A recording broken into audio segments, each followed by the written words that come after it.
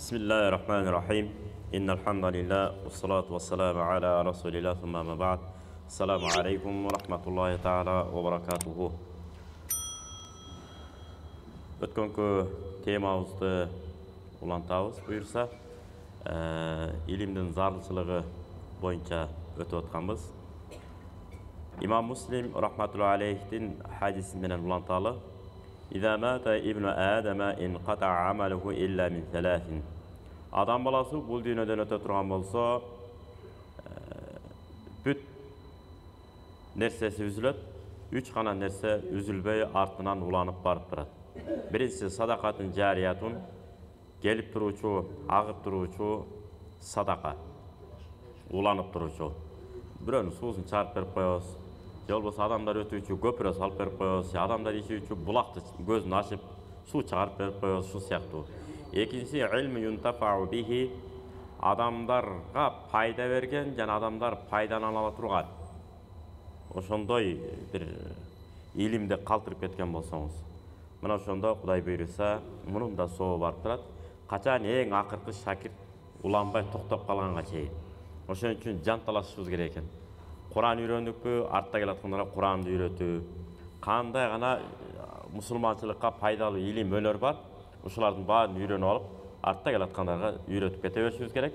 Алар аткарган сайын соо бизге бара берет. Бул экинчиси. Үчүнчүсү валадин салихин яд'у лаху. Артынан бата тирек кылып тура турган салих бала. Salih деген жарамдуу. Siz işaret kılıp koyuyorsunuz, bağırın düşünöt. Кейбір балдар бар.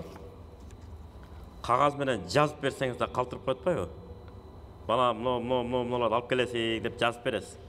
Бирок ошону да ойдогудай алып келбейт. Себеби алпештеп өтө эле мунун өргөндүктөн. Балага да мүмкүнчүлүк бериш керек экен. Жумшап, бир жаңылат, эки жаңылат, үч жаңылат, анан өзүнөн өзү такшалат экен. Muhtasar Lukaya kitapta gelет. Balanın zeyindü emes, tıkan emes ekenin pazarga jönötүү menen bilesiz dep. Koluna akça berет ekенсиз. Misalı 1000 so'm bersеңиz, 1000 so'mga эмне алып келиш керек, өзү билиш керек экен. 10 000 so'm bersеңиz, эмне алып келиш керек, 100 000 so'm алып берсеңиз, эмнелерди алып келиш керек. Балаңыз абалга жараша сизден үстүрттөн маалыматты алып атканда өзү эле барып шабуулдатып ирети менен алып келе берет экен. Мына ошол менен Кудай буйруса, балдарыбыз ачылгандан ачыла берет экен. Бул дагы салих деген жана айттык, жарамдуу. Эгерде жарамсыз болсо, эртең алжыган карыя болот экен. Ак караны ажыратпаган.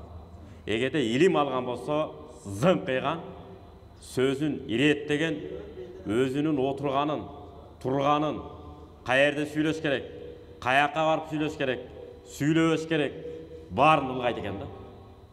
Оозуна келген оттоп сүйлөй бергенди кыргыз эмне деп коет? Герооз деп коет. Оозго келген оттой бергенди герооз деп ошол макамды берет, кайманатты берет. Ошондо атка конуп калгандан Кудай сактасын. Ошон үчүн пайгамбарыбыздын өмүр баянын көп окуй бериш керек экен. Сахабалардын өмүр баянын көп окуш керек экен. Анан ошол эле учурда өзүбүздүн тарихи ата-бабаларыбыздын өмүр баяндарын көп окусак, салыштырып, үйрөнүп, алдыга көздөй жылгандан жыла берет экенбиз. Антпесе келжең деген инсан болуп тур да деген атка конуп калгандан Кудай сактасын.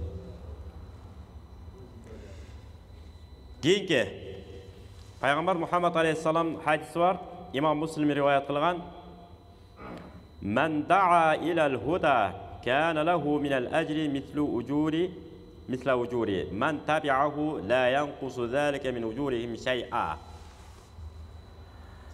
Kimde kim hidayet yoluna, İslam yoluna çakırıp adamların içinden İslam dininin kabul alışına sebepker bolsa, 5 mal namaz okuyanda, orozo karmoosuna, adaldığı adal, aramdı aram dep bilip yaşap ömür sürüşüne sebepker bola turgan bolsa, ошол адамдар ошо менен амал кыла турган болсо, демек алар аткарган сайын, жасаган сайын сообу бизге келе берет деп. Эч качан аткарып аткан адамдын да сообунан кемип калбайт экен. Siz atkara otasınız, sizin soğuğunuz özünüzde kala verir. болгону сизге себепчи болгон адамга дагы Алла Таала райым кылып, мунукунан соону алып койбостон өзүнчө ага сооп берет экен. Мына Кудай Таалам ошондой кылган болсун. Абул Асвад Дуали деген өткөн. Абул Асвад Дуали Саййиду табиин, бул табииндердин сахабаларды көргөн топту, элди, доорду муну табиин деп коет. Ошолордун эң төрөсү болгон. Болбосо бул пайгамбар Мухаммад алейхиссалам заманында эле төрөлүп түшүп, чоңоюп калган кез болот, бирок ислам динине терең киришүү убактысы, терең окуусу бул Умар ибн Хаттаб радиаллаху анхунун учурунда болгон. Азирети Умар радиаллаху анхунун учурунда ар ким эле сот боло берген эмес. Сот баягы казы деп коет, бизче мусулманча терминде. Казы деп коет. А бирок Азирети Умар радиаллаху анхунун учурунда бул казы болгон. Жана аны Ибн Аббас радиаллаху анху Басрага сот кылып дайындайт. Андан кийин Али радиаллаху анху келип, мунун талантын, калыстыгын, илимин терең карап, арабтардын морфология, синтаксис деп коет, нахви илими, сарф илими ушуларды иретке түшүрүп башынан баштап берген.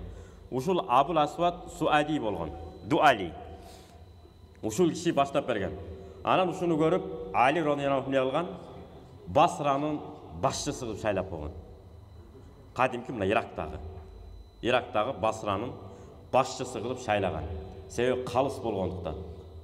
Азыр каерде кантип сүйлөбөш керек билбей калып атпы.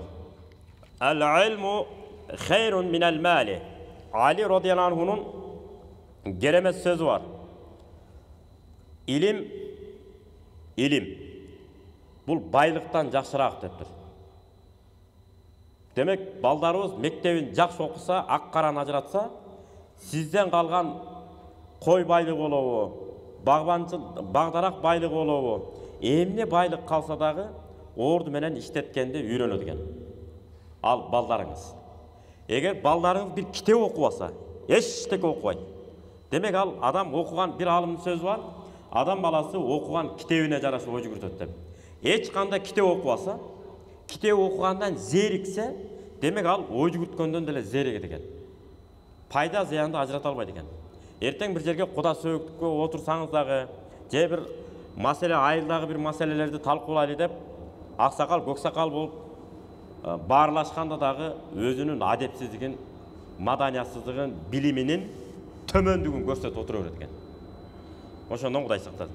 Ошон үчүн жаш кезде китеп окуп алалы. Жаш кезде китеп окуп алалы. Илгери аталарыбыз айтчу эле го. Жаш кезде окуган илим ташка мөр чегип жазгандай деп. Ал эми мээге аксакалдар айтып койчу эле, мээбиз эчтеке калбай калды, мындайынан куюлуп чыгып калат дегендей. Өтө карып калгандан кийин окуган илим кумга жазгандай болуп калат экен. Ал эртең күн шамал болот, же адамдар басса өчүп калат экен. Мал тебелесе. Мына ошол сыяктуу жаш кезде, курч кезде баягы имам Шафи рахматуллахи алейхи дагы устаты тандаганда чакырган экен. Илим алат ушул балам деп, илим алайын дедим эле десе, бергел деп алдына тамакты койгон экен. Бат-бат чайнап, бат-бат жегендиктен мунун мээси ушунча иштейт турбайбы деп. Да башка да шарттар болгон. Ошонун бирден бир себеби тамакты бат-бат жеген экен. Тез-тез көбүрөөк чайнайт, тез-тез. Анан тез жеп, тез-тез жейт экен. Ушул баладан бирдеке чыгат. Бул энергиялуу бала турбайбы деп имам Шафи рахматуллахи алейхи алган мына 4 мазхабтын бирөөсү. Имам Шафи деген. Ошол сыяктуу тамакты тез-тез жеп, көп-көп жеп, албетте орду менен. Ишти дагы бат-бат акыл менен, акылдуулук менен, сезимталдык менен, өзүнүн эрежеси менен бат-бат бүтүргөн бала турмуш жолунда дагы, үй бүлөсүндө дагы, коомчулукта дагы, кай жерде болбосун бул бааланат экен. Анан чоюлуп 2 саат кийинип, анан ручкасын унутуп калат, кагазын унутуп калат, ардемкесин унутуп калып, чоюлуп жүрө берсе, ал эч жерге ишке алынбайт. Эгерде кооз сүйлөп башка кылса дагы.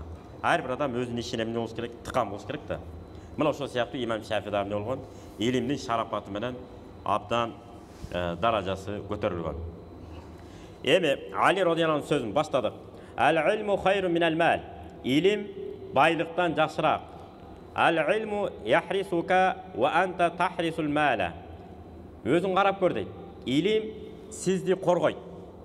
Туура эмес сүйлөп алуудан, туура эмес кадам басуудан, арамды адал, адалды арам деп алгандан.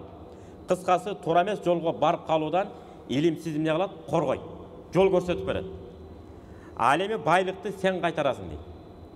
Мисалы 1000 коюңуз боло турган болсо, сөз түрдө аны эмне кыласыз? Тоого чыгып кошо кайтарасыз. Себеби нарактан кашыр жеп кетпесин, уурдап кетпесин, жана башка байлыктар деле ошол. Вал илму хакимун вал малу махкумун алейхи. Илим сизге жол көрсөтүүчү. Ал эми байлык болсо, тескерисинче сизден эмне кылат? Жол сурайт. Мен эмне кыласың эми деп. Ушундай экен. Уйкулар качат, жеп аткан тамагыңыздын даамы кете баштайт экен. Чоң ишкерлер менен да көп сүйлөшүп калабыз. Алар да айтат, ачка калып калбайын деле жеп калабыз депчи. Себеби сарсана. Тияка кеткен так 10 фора товар эмне болду? Бияктан келаткан Түркия жактан же наркы Европадан келаткан 15 форам товар аман эсен келип калса экен деп ага сарсана, кыскасы ушундай оор да. Анан ошол сыяктуу эмне дейт? Байлык сизден жол сурайт, ал эми илим сизге жол көрсөтөт. Ал эми байлыкты жумшаган сайын азая берет. Вал илму язку бил инфак. Ал эми илимди берген сайын тунара берет депти, чыйрала берет депти. Илимди берген сайын чыйрала берет. Ошон үчүн кандай илим билсек, өнөрдү үйрөнсөк, берген сайын тажрыйба ала берет экенбиз. Мен үйрөнүп бүттүм дебейт экенбиз. Дей албайт экенбиз. Себеби ошол эле окуп жүргөн сабагыңыз, ошол эле окуп жүргөн китебиңиз окуган сайын ичиндеги бир маанилерди сууруп чыга берет экенсиз. 40 жашка жеткен окуган китебиңиз башка, 50 жашта окуган ал китепти дагы башкачараак түшүнөсүз, 60ка жеткенде дагы башкачараак түшүнөт экенбиз. Тажрыйба негизи ушундай экен. Вал алиму афдалу минас саимил каимил мужахид. Кудай жолунда жихадка чыккан, керек болсо согушка чыккан. Дайыма орозо кармаган, тахажутка туруп жана орозо кармаган адамга караганда илимдүүлөр жакшыраак дептир. Себеби дегенде адалды адал, арамды арам деп ал эмне кылып берет? Бизге жол көрсөтүп ажыратып берет. Болгону илимдүүлөр бизден сый урматты алар эмне кылат? Бизден талап кылбайт. Биз өзүбүз сыйлайбыз. Эмне үчүн? Биздин дагы урпактардан аалымдар, илимдүүлөр, билимдүүлөр чыгыш үчүн. Дагы кайталайбыз. Илимдүүлөр бизден сый урматты талап кылбашы керек. Кылбайт дагы. Эгер талап кылган болсо, демек билими тайкы деген сөз. Илимдүүлөр бизден сый урматты талап кылбайт. Биз өзүбүз аларды эмне кылышыбыз керек? Кудай үчүн сыйлашыбыз керек. 11-кылымдагы китепте келет. Кимде ким бир илимдүүгө шарт түзүп бере турган болсо, илимдүү болушуна. Кудай Таалам ошо шарт түзүп берген адамдын урпагынан аалымдарды чыгарат. Эгер кокус чыкпай калса дейт, кокус чыкпай калса, Кудайга ант берем, небересинен сөзсүз түрдө чыгат дептир. Мына биздин Молда Сабыр деген устазыбыз бар. Хадистен сабак берген бизге, биз сабак алганбыз. Ошол устазыбызды дагы айтат, мына кадимки бизде минбардын булбулу болгон мынакей Абдушкур Дамланын атасы дайыма студенттерге тамак берчү экен. Молда Сабыр Дамланын шакирттерине. Şu baldarıma bata örüp olsa ağalım çıksın dedi. Oşunda ayıp tutmayı Molda Sağır Damla ustazımız. Buna olangan çıkarttı deyiptir, oşunda Akşur Damla'nı ayıp çıkan. Buna ağalım bol çıktı. Bırak ağalımdan ağalım çıkışı kıyın eken. Egerde ene mıhtı bolup kam görmese. Büt enege baylanıştı. Kitepti süygen ene olsa ağalımlar ilimdiler çıkat. Sotkanı süygen eneler olsa anda geçirip olmuş deydi. Naraktan başkaçalar çıkat eken. Oturar жерinde tapmayt eкен. Kırgızda sonu ne? Kırgızlar mындай болгон дейбиз. Мына карап туруңуз. Ордуңду таап отур дейт. Не деген сөз? Ордуңду таап отур дейт. Аксакалдардан өйдө кетип калбашың керек. Чоң атаңыздан өйдө өтүп кетпешиңиз керек. Азыркы кийинки муундар, менден кийинки муундар, менин муундагыларымда кээ бири болуп калышы мүмкүн. Чоң атасынын атасының аға енелері тұрса, мен бірінші келбедім деп тұрып, төр жағына отырып алғандар бар.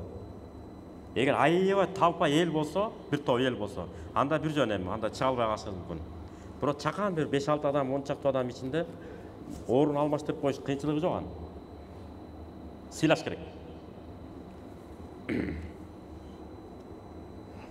Шариат ушуну талап кылат. Ошон үчүн айтып атпайбы Алла Таала Куранда: Бисмиллахир-рахманир-рахим. Ва лaqad каррамна бани Адама. Biz адам баласын сый урматтуу кылып жараттык дейт. Мына ошондуктан Усман радияллаху анху, Hazreti Osman radiyallahu anh кирип келгенде, пайгамбар Мухаммад алейхиссалам не кылып атат? Бутун жыйнап алып атат. Пайгамбар эртең менен кечкисин зикир чалып отурганда да эмне кылган? Аллам сиздерде болуп малдаш токунуп отурганда жакшы көргөн экен. Бул дагы эрдек экен, малдаш токунуп отурган. Мындай эми жума намазда тыгылыш болуп калса, анда туура чөк түшүп, орундарды азайтып, адамдарды батырышыбыз керек.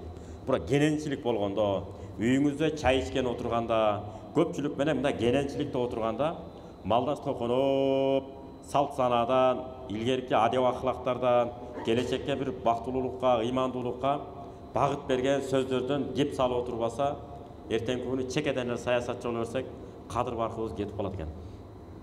Ошон үчүн көп окуган озот дегенде көп окушубуз керек экен.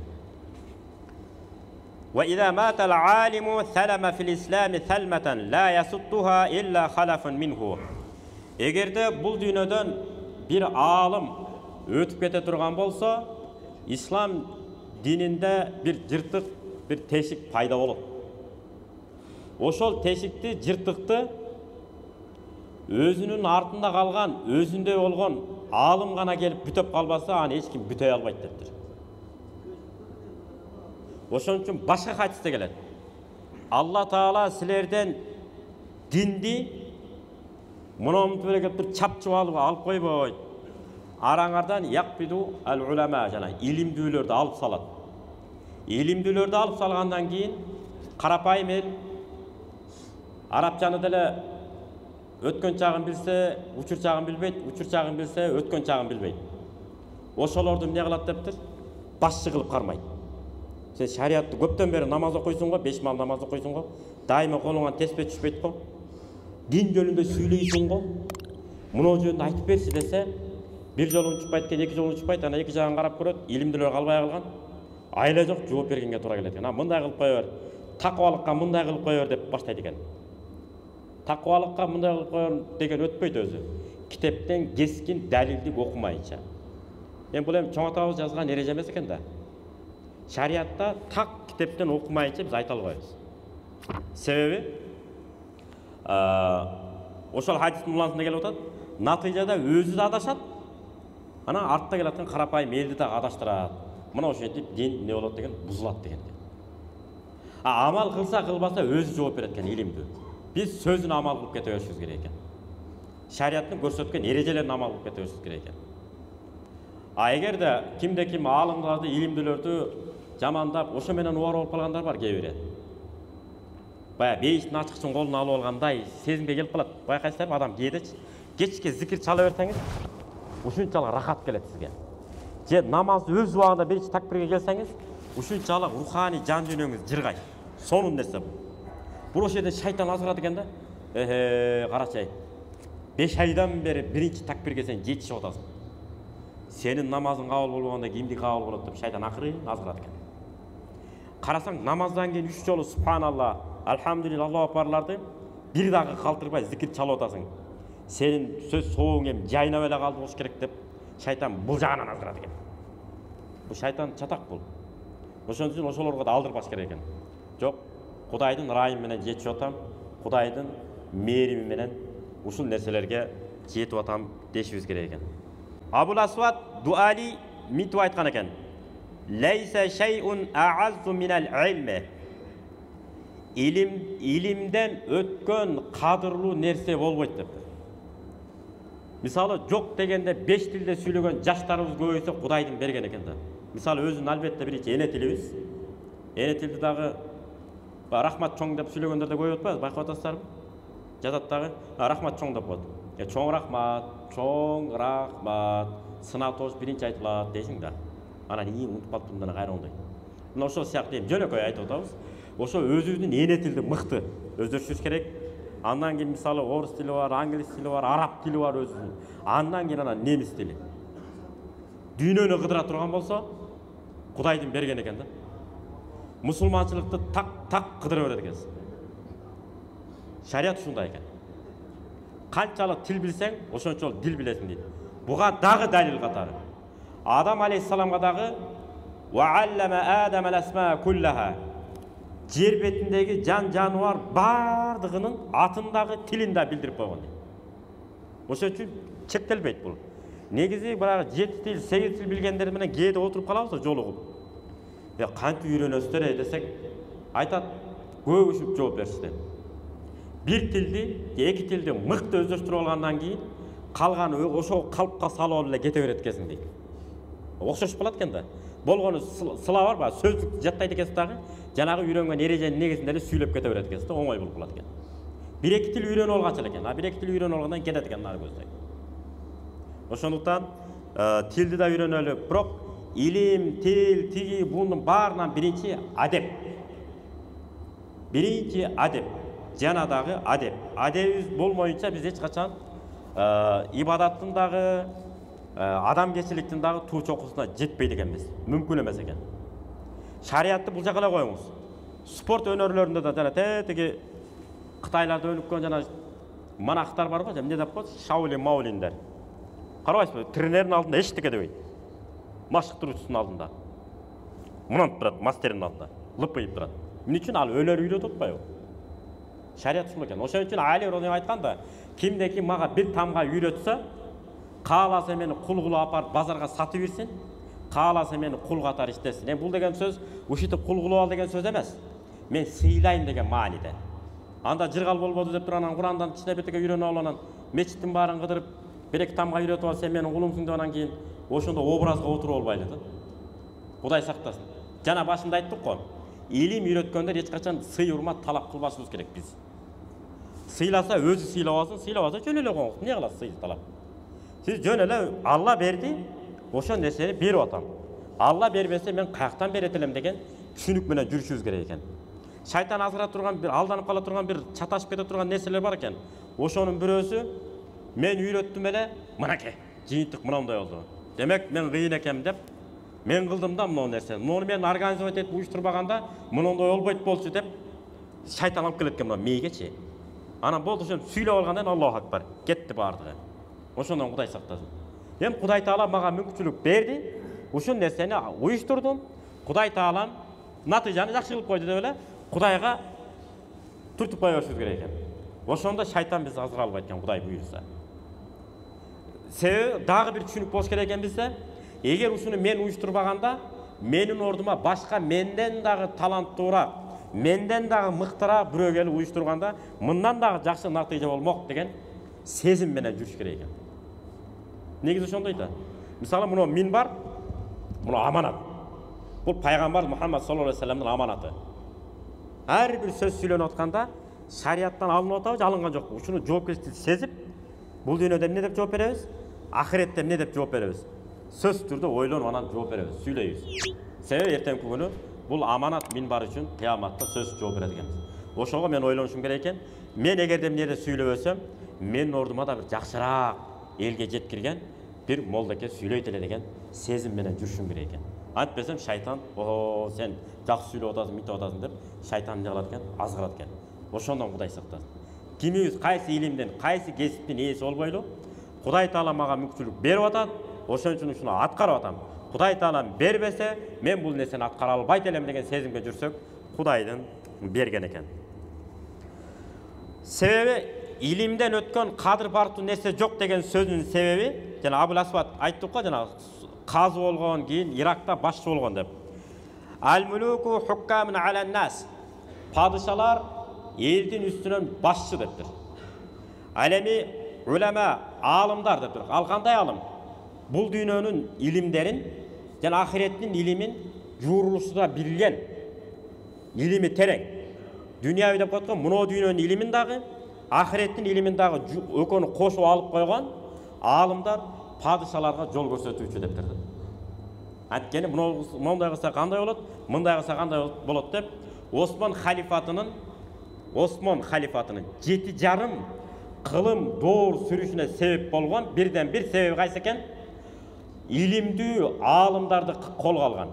Саясаты болобу, бул дүйнөлүк илими болобу, география, химия, математика жана башка илимдердин баары мыкты өздөштүргөн. Жана да хан сарайына чакырбаптыр. Элге көрүнбөй, акырын барып, жана аалымдан кеп кеңешин алып алып, кайра акырын секин кетип калган. Дагы ошону жашоого эмне кылган, пайдаланышкан. Кээ бир халифтер эмне болгон? Жоопкерчиликтен коркуп, балдарым ушу такты талашпасын деп үйлөнбөй да өтүп кеткен падышалар болуптур. Бир дагы үйлөнбөй. Себеби эшиктен улам эле Малакул Маут өлүм периштеси улам аңдып карап аткандай сезилип атат мага. Кыямат күнү мен кантип жооп берем мунун баарына деп. Корккон экен баары. Ар бири корккон.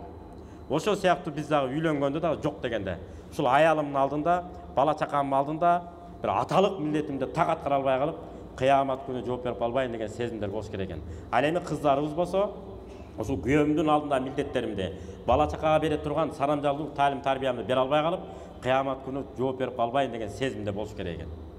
Амин.